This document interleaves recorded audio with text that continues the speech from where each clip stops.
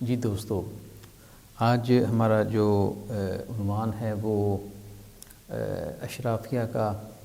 جو رجحان ہے اور اشرافیہ کے جو آج ہمارے ملک میں دیکھے جا سکتے ہیں. ہم اپنے گردنما میں، اپنی جو تعلیم میں، ہمارے جو صحت میں، ہمارے جو بنیادی انسانی حقوق میں ان کی جو کردار ہے اور اس کی جو تباہی ہے وہ ہمارے سامنے ہے. اور یہ جو تباہی ہے، یہ جو اشرافیہ، یہ ریاست کے اندر بھی ہے اور جو ریاست کے باہر بھی ہیں. ریاست کے اندر ظاہر ہے کہ جو ہمارے بڑے بڑے محکمے ہیں، ہمارے ادارے ہیں، جن کا بنیادی مقصد جو قانون سازی کے ذریعے آئین ہے، اس آئین پر 100% عمل درآمد کرتے ہوئے عام آدمی کو، ہم جیسے لوگوں کو، 90% لوگوں کو وہ ڈلیور کرنا حکومت کی پالیسیوں کے مطابق، ریاست کے آئین کے مطابق. یعنی عام آدمی جو ہے وہ اگر اسے تعلیم چاہیے تو اس تعلیم میں بھی ریاست کا جو ادارہ ہے وہ محرک ہوتا ہے اور وہ عام آدمی کے وہ جو تعلیم کی ضرورت ہے وہ پوری کرتا ہے. اس تعلیم کی جو معیار ہے، اس تعلیم کی جو پہنچ ہے عام آدمی کے لیے، اس کے بچوں کے لیے، اسے وہ ممکن حد تک صحیح اور آسان بناتا ہے. اس سے یہ ہوتا ہے کہ عام لوگوں کو جب وہ یعنی ان پر جو ٹیکسز کی جو ذمہ داری ہے یا ان پر جو وفاداری، یعنی ریاست کے ساتھ انہوں نے وفادار بن کر رہنا ہے، تو وہ جو یہ جو بنیادی ذمہ داری ہیں عوام کی طرف سے وہ پوری کرتا ہے اور وہ دل سے پوری کرتا ہے. یعنی ٹیکس چوری نہیں کرتا. اور اگر کل کو ریاست کی کسی بھی یعنی بڑے ہنگامی صورتحال میں، جنگ کی شکل میں، سیلاب کی شکل میں یا کسی اور ناگہانی صورت میں ریاست کو ضرورت پڑے تو یہ جو شہری ہے، یہ جو رعایا ہے، عام آدمی ہے، وہ اپنے آپ کو پیش کرے دل کھول کر. لیکن کیا آج ہم یہ جائزہ لیں گے کہ کیا جو موجودہ صورتحال ہے، بلکہ ہماری جو 77 سالہ تاریخ ہے ریاست کی، پاکستان کی، ظاہر ہے جب ہم پاکستان کی تاریخ کی بات کریں گے تو اس کی جو آج موجودہ صورتحال ہے، یعنی جو ریاست کی جو ذہنیت ہوتی ہے اور جو اس کے جو مقاصد ہوتے ہیں، اس کی جو نیت ہوتی ہے، وہ اصل میں اس کی پالیسیوں سے نظر آ رہی ہوتی ہے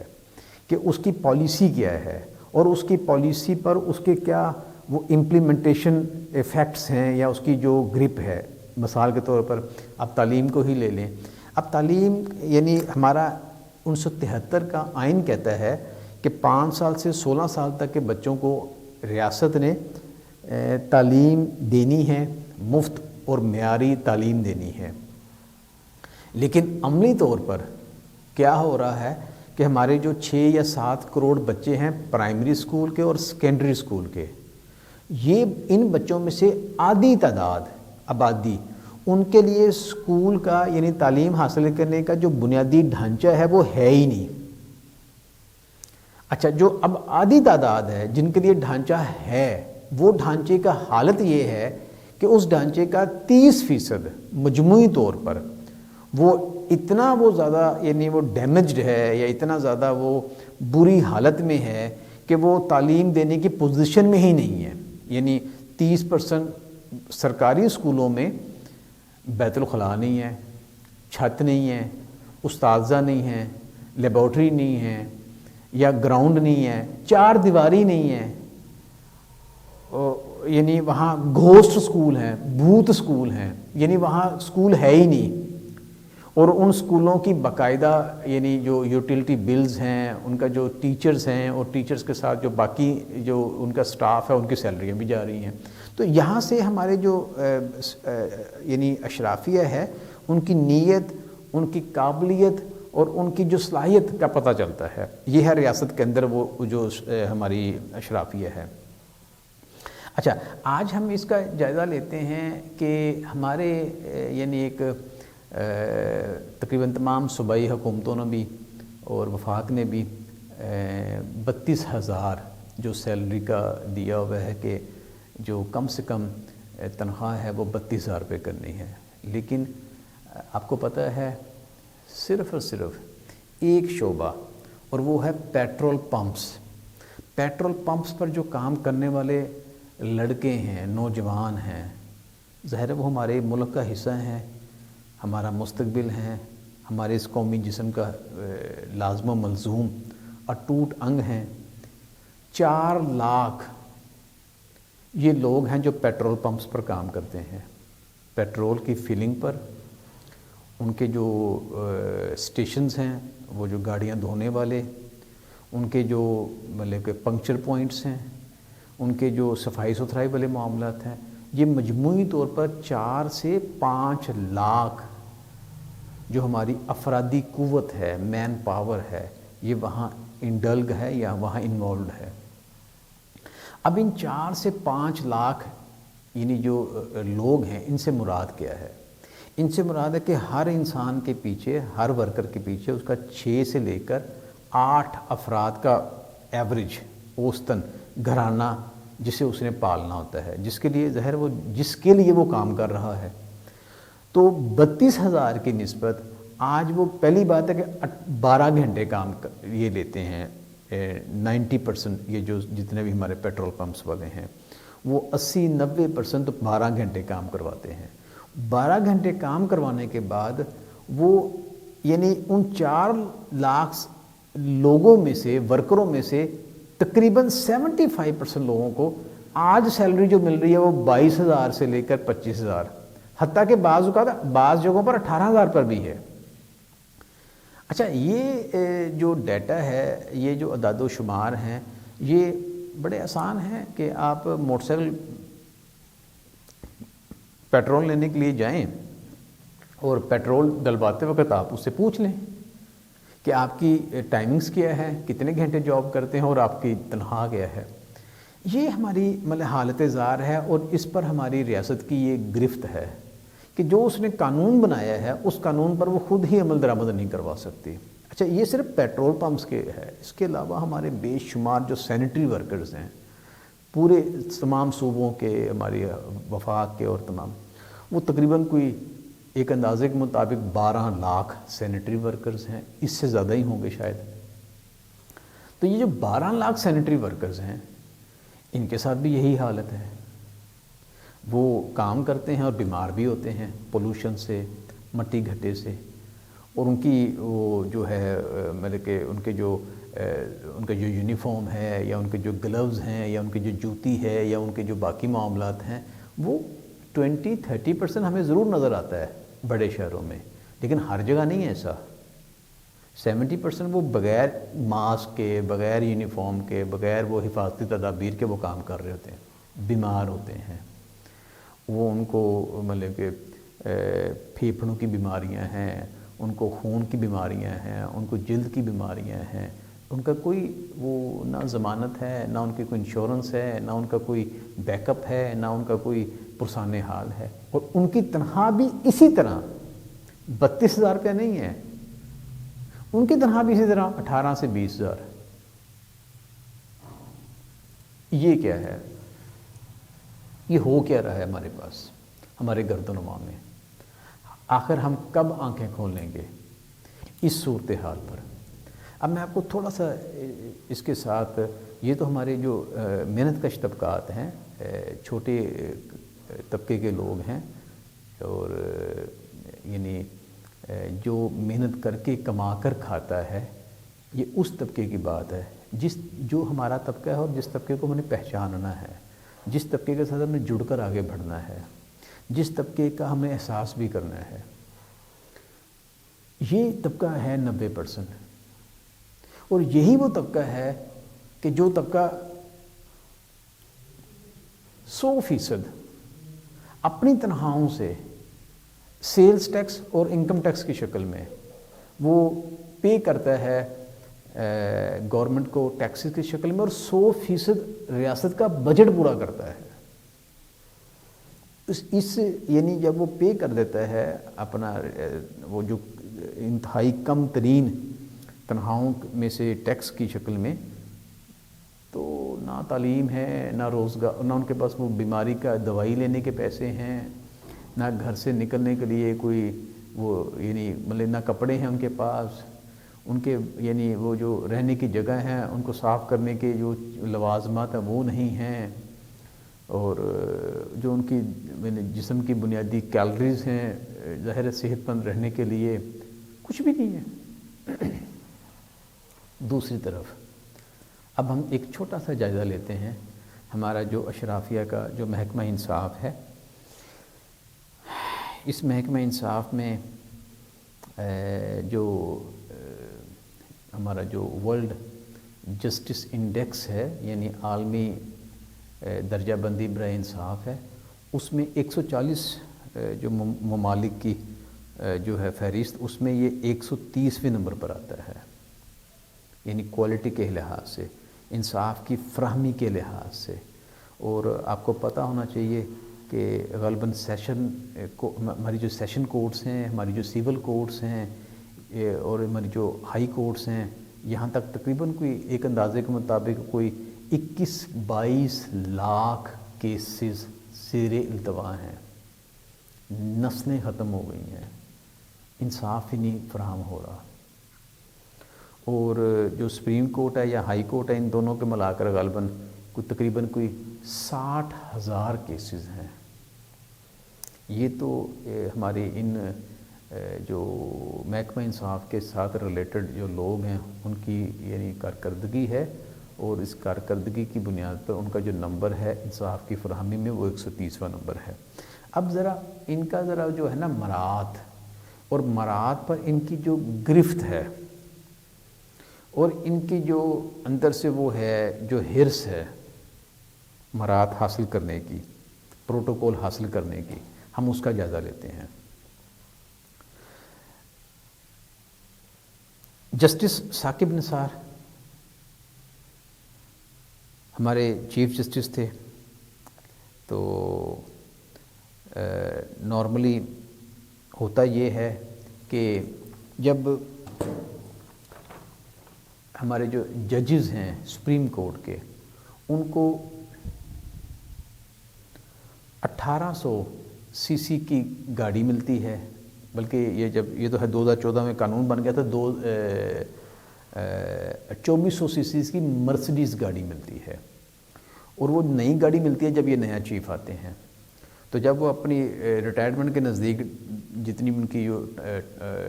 جاب ہوتی ہے، اس کے بعد وہی گاڑی ان سے پوچھ لیا جاتا ہے کہ اگر آپ یہ گاڑی رکھنا چاہتے ہیں تو آپ اس گاڑی کی ڈیپریسیشن ویلیو پے کر کے ادا کر کے آپ یہ گاڑی ساتھ لے جائیں۔ اچھا، یہ گاڑی کے ساتھ ان کو 3 گارڈ ملتے ہیں، ان کو 2000 بجلی کے یونٹ ملتے ہیں، ان کو ڈرائیور ملتے ہیں، ان کو مالی ملتے ہیں، ان کو گیس، ان کو پیٹرول، ان کو یہ ساری چیزیں فری ہیں، مفت ہیں۔ اور ہمارے یہ تمام چیزوں کے باوجود ہمارے جو ثاقب نثار صاحب تھے، یہ ریٹائرمنٹ کے وقت اڑ گئے کس بات پر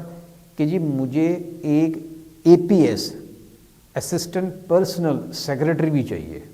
جب میں ریٹائرڈ ہوں گا۔ تو وہ ظاہر ہے کہ وزارت جو قانون ہے اس نے کہا جی یہ تو قانون میں لکھا ہی نہیں ہے کہ آپ کو APS آپ کا پرسنل سیکرٹری بھی دیا جائے۔ اس نے کہا یار نہیں لکھا تو لکھ لو، مجھے چاہیے۔ انہوں نے کہا جی ہم آپ کو نہیں دے سکتے۔ اسی طرح جو وزارت خزانہ ہے اس نے بھی انکار کر دیا کہ یہ تو قانون میں نہیں ہے، اس کی ہم کیوں مطلب کہ پیمنٹ کریں یا کس کا ارینجمنٹ کریں فائنینشیل۔ لیکن جسٹس ثاقب نثار نے اس معاملے کو حل کرنے کے لیے فل کورٹ بنائی اپنی آخری دنوں میں، اور فل کورٹ بنا کر اپنے اس فیصلے کی توثیق کروائی اور اپنے ہی لیے آرڈر جاری کر دیا کہ ریٹائرمنٹ کے بعد باقی سارے جو پریولیجز ہیں، پرکس ہیں، بینیفٹس ہیں، مرات ہیں، مجھے یہ بھی چاہیے، اسسٹنٹ پرائیویٹ سیکرٹری۔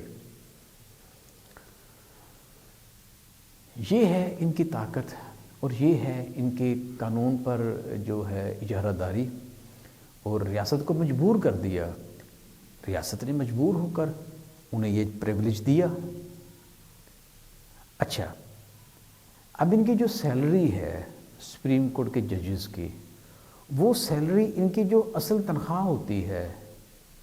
جب وہ کام کر رہے ہوتے ہیں، اس کام کی جو یعنی مطلب کہ نوکری کی جو ان کی جو حاضر سروس کی جو سیلری ہوتی ہے، اس حاضر سروس کی جو پینشن ہے ریٹائرمنٹ کے بعد، اس کا 85% انہیں پینشن ملتی ہے، یعنی جو کہ تقریباً آج کل 9,20,000 بنتا ہے، اور اس کے بعد یہ باقی پریولیجز جو تقریباً 3-4 لاکھ کے اوپر ڈالیں، یعنی یہ ہمارے ریٹائرمنٹ ججز کے یعنی برات یافتہ طبقے کے، یہ وہ خواب ہیں، یہ وہ مقاصد ہیں، یہ وہ نیتیں ہیں، یہ وہ کارنامے ہیں، یہ وہ کارکردگی ہے۔ تو ہم کیا سمجھتے ہیں کہ یہ اخلاق کے ساتھ معاملہ حل ہو جائے گا، خدا خوفی کریں گے یہ جو ہماری اشرافیہ ہے، یا پھر جن کو ہم ووٹ ڈالتے آ رہے ہیں 77 سالوں سے، اب تو ماشاءاللہ ساری ہی گورنمنٹس، سول گورنمنٹس، تمام پارٹیاں اراؤنڈ تقریباً، اور بشمول ہماری جو 4 فوجی حکومتیں، وہ بھی ٹیسٹ ہو گئی ہیں۔ اب ہم کس کا ویٹ کر رہے ہیں؟ کوئی فرشتے آ کر ہم سے یہ ہمارا یہ معاملہ حل کریں گے، ان کے ذہنوں میں ڈالیں گے؟ نہیں، وہ تو ہمارے سامنے یہ سارا معاملہ، یہ تو ہمارا یہاں کا مسئلہ ہے۔ اس مسئلے کو ہم نے اپنی عقل سے، اپنے سماجی شعور سے حل کرنا ہے۔ ہم کیوں نہیں سوچتے کہ جس کو ہم ووٹ ڈالتے ہیں اس کی دولت میں اضافہ ہوتا جا رہا ہے، اور یہ سارے ایک دوسرے کو، یعنی جو سیاسی یعنی اشرافیہ ہے، ہماری یہ جو ریاستی اشرافیہ ہے، یا ہمارے یہ جو یعنی ریاست کے باہر جو بیٹھے ہوئے اشرافیہ ہے، یعنی صنعت کار ہیں، بینک اور ہیں، بڑے زمیندار ہیں، جاگیردار ہیں، یہ سارے آپس میں جڑے ہوئے ہیں۔ یہ مخصوص چند خاندان ہیں، ریاست کے اندر بھی اور ریاست کے باہر بھی، یہ چند خاندان ہیں، ان کا گٹھ جوڑ ہے، یہ آکٹوپس ہیں، یعنی جس کی بے شمار لاتیں ہوتی ہیں، جو وقت آنے پر اپنا رنگ بھی بدلتا ہے، اپنا انداز بھی بدلتا ہے، اپنے آپ کو کیموفلیج بھی کرتا ہے، اور حملہ بھی کرتا ہے اپنی ضرورت پر، لیکن صرف اپنے لیے۔ یہ جو اشرافیہ نے ہمارا یہ جو سمندر بنا دیا ہے، غلاظت کا، جہالت کا، غربت کا، مہنگائی کا، بے روزگاری کا، اس میں یہ تو تیرتے ہیں چھوٹے چھوٹے اپنے جزیروں پر، روشن، خوبصورت، پائیدار، تمام یعنی سہولتوں سے مزین۔ تو ان کو یعنی یہ جو ہم نے اگر وہ کیسے ممکن ہے کہ ایک اعلیٰ طبقہ ہے، ایک اشرافیہ کا طبقہ ہے، وہ جا کر ہماری بات کیوں کرے گا؟ یعنی جب سے 77 سے ہماری جو پارلیمنٹ ہے، ہماری جو یعنی سینٹ ہے، ہماری جو باقی جو قانون ساز ادارے ہیں، میں تو باقیوں کی بات نہیں کرتا، ریاست کے انتظامیہ کے، عدلیہ کے، وہ ہماری بات کیوں کریں گے؟ وہ اپنے طبقے کی بات نہیں کریں گے، وہ اپنے طبقے کو مزید طاقتور بنانے کی کوشش نہیں کریں گے، ان کی جو بے شمار دولت ہے اس دولت کو محفوظ کرنے کی وہ قانون سازی نہیں کریں گے، اس دولت کے بڑھوتری میں وہ مزید اضافے کے لیے قانون سازی نہیں کریں گے، وہ ہماری غربت کو ختم کرنے کے لیے، وہ ہماری بیماریوں کو مطلب کہ علاج فراہم کرنے کے لیے، ہمارے ہاسپٹلز کی بلڈنگ کو، ہمارے ہاسپٹلز کی واش روموں کو، ہمارے ہاسپٹل کی یعنی جو بیڈ شیٹس ہیں، وہاں پر ادویات ہیں، ان کی فراہمی کو، یا ان کے معیاری مشینری کو، یا ان کی باقی جو ہماری جو وہاں صفائی ستھرائی کے معاملات ہیں ہاسپٹلز میں، تاکہ مریض آئے اور مریض کو ریاست ذمہ داری لے کہ یہ جو مریض اب میرا مریض ہے، اور اب اس مریض کی میں پوری ذمہ داری لیتی ہوں، اور اس مریض کو اب میں 100% صحیح کر کے، اور اس کی جو جب تک یہ زیر علاج ہے اس وقت تک اس کی خاندان کی کفالت کی بھی وہ ذمہ داری وہ لیتی ہے، تو یہ کریں گی؟ یہ خود ہی کر لیں گے، یہ کیوں کریں گے؟ یہ کبھی بھی نہیں کریں گے۔ 77 سال ہو گئے ہیں انتظار کرتے ہوئے، مزید 77-100 سال بھی گزر جائیں گے، فرق نہیں پڑے گا۔ بلکہ ہماری یہ جو ضروریات ہیں ٹرانسپورٹ کی، یعنی بسز کی، ختم ہو گئی، تعلیم ختم ہو گئی۔ جو رہ گئے ہیں انہیں بھی پرائیویٹ کرنے کے چکر میں ابھی 3-4 مہینے پہلے جو بڑے بڑے یعنی ان کے جو نعرے تھے، اور پھر وہ عوام کا جو رد عمل تھا، اور ٹیچرز کا اور باقی لوگوں کا، غریب والدین کا، اس کی وجہ سے تھوڑا سا یہ سہم گئے، پیچھے ہٹ گئے۔ تو اس کا حل ایک ہی ہے، اور وہ حل ہے کہ ہم اپنے طبقے میں، محنت کش طبقے میں کنیکشن بڑھائیں، جڑت بنائیں، اتفاق بڑھائیں، ڈائلاگز بنائیں، اپنے سماجی مسائل پر غور و فکر کریں، ان کو سمجھیں، ان کو عام کریں، بڑی جائیدادوں پر نظر رکھیں، نجی جائیدادوں پر، بڑی جگیروں پر، بڑے سرمایے پر، ان پر اپنے آپ کو ایجوکیٹ کریں۔ سب سے بڑی غلاظت ہے، تاریخ کا سب سے بڑا بوجھ ہے۔ جب تک ریاست ان بڑی پیداواری یونٹس پر، زرعی رقبوں پر، بڑے بڑے سرماؤں پر، بڑے بڑے بینکوں پر گرپ نہیں کرے گی، ان کو نیشنلائز نہیں کرے گی، جس کو باقاعدہ انہوں نے بدنام کیا ہوا ہے، ہم سبق نہیں سیکھیں گے، ہم اپنے آپ کو بڑھائیں گے نہیں کہ یہ انفرادیت سے اجتماعیت کی طرف جب تک ہم نہیں جائیں گے، نجی ملکیت کو تباہ کرتے ہوئے، نجی ملکیت پر قابو پانے کے لیے، اور وہ قابو ہوگا عام آدمی کا، وہ قابو ہوگا، وہ گرپ ہوگی عام، حاکمیت ہوگی عام انسانوں کی، ورکر کی حاکمیت ہوگی، عام لوگوں کی حاکمیت ہوگی، چھوٹے تاجروں کی حاکمیت ہوگی، ان کا کنٹرول ہوگا۔ تو پھر جا کر وہ جو پیسہ پیدا کرتے ہیں، بڑے پیداواری یونٹس، بڑی بڑی جگیریں، بڑی بڑی سرمائے، بڑے بڑے یعنی جو کارخانے ہیں، پروڈکشن ہاؤسز ہیں، وہ پیسہ جب عوام پر خرچ ہوگا، اب تو یہ پیسہ ان کی جیبوں میں جا رہا ہے نا مسلسل، تو وہ جیبوں سے پھر وہ دنیا بھر میں ان کے محل بن رہے ہیں۔ جب وہ پیسہ عوام پر خرچ ہوگا تو پھر یہاں شرح خواندگی صحیح معنوں میں، یہ غلط فگریں ہیں، اعداد و شمار ہیں کہ آج ہی 50 یا 60% ہمارا جو لٹریسی ریٹ ہے، یہ غلط ہے۔ حقیقت یہ ہے کہ یہاں 20% بھی ٹھیک نہیں ہے شرح خواندگی۔ آپ زمینی حقائق کو دیکھیں نا، پڑھنے کے لیے تو کسی کا پیسہ ہے ہی نہیں۔ آدھی جو بچے ہیں وہ تو سکول سے باہر ہیں، جو سکولوں کے اندر ہیں ان کو کیا تعلیم دی جا رہی ہے اس کا بھی معیار ہمارے سامنے ہے۔ تو یہ تو فگریں غلط ہیں، یہ اعداد و شماری غلط ہیں، اور تمام مطلب کہ یعنی کیونکہ انہوں نے لوگوں کو، انہوں نے ریاست کے اشرافیہ نے اتنا بیڑا غرق کر دیا ہے ہمارے ڈھانچے کا، سماجی ڈھانچے کا، ہمارے وہ تمام اداروں کا، ہماری جو تمام سہولیات کا، کہ اب خود ڈرتے ہیں کہ اگر یہ جو اعداد و شمار صحیح عوام کے سامنے آ گئے تو یہ تو بیڑا غرق کر دیں گے، تو بفر جائیں گے، باہر آ جائیں گے۔ تو پھر یہ سارا فیک، وہ جیسے اسحاق ڈار کے متعلق کہا جاتا تھا کہ یہ مطلب کہ وہ یعنی مطلب کہ اعداد و شمار کا جادوگر ہے، جھوٹ بولتے ہیں بجٹ میکنگ کے درمیان، جھوٹ بولتے ہیں لوگوں کے تعلیم پر، ان کی جو اعداد و شمار غلط ہیں، لیکن چونکہ وہ مالک ہیں، خود مختار ہیں، طاقت ہے ان کے ہاتھ میں، وہ چھائے ہوئے ہیں۔ ہم آپس میں چونکہ ملتے نہیں ہیں، ہم آپس میں دوسرے پر یعنی وہ کرتے نہیں ہیں، یعنی یقین نہیں کرتے، اعتماد نہیں کرتے، ہم پیچھے۔ آج دیکھیں 90% لوگوں کی جو نمائندگی ہے وہ 1% سے بھی کم ہے، اور ہمارے جو نمائندے ہیں پارلیمنٹ میں موجودہ 70-80% کرمنلز ہیں، ہینیس کرائمز کے وہ شکار لوگ ہیں، یعنی سنگین جرائم میں وہ یعنی مرتکب ہیں، سنگین جرائم ان پر ہیں، انہوں نے بڑی بڑی رشوتیں، بڑی بڑی انہوں نے کمیشنیں، بڑے بڑے انہوں نے قتل و غارت ان کی وہ ان کے سر پر ہیں، ریکارڈ چیک کر لیں۔ تو جب تک عوام کے اندر سے 90% طبقے سے، نوجوانوں کو، مزدوروں کو، عام لوگوں کو، تاجروں کو، دکانداروں کو ہم نمائندگی نہیں دیں گے، نمائندگی میں نے اور آپ نے دینی ہے اپنے ووٹ سے، جس کی کوئی قیمت نہیں ہے، صرف سماجی شعور ہونا چاہیے.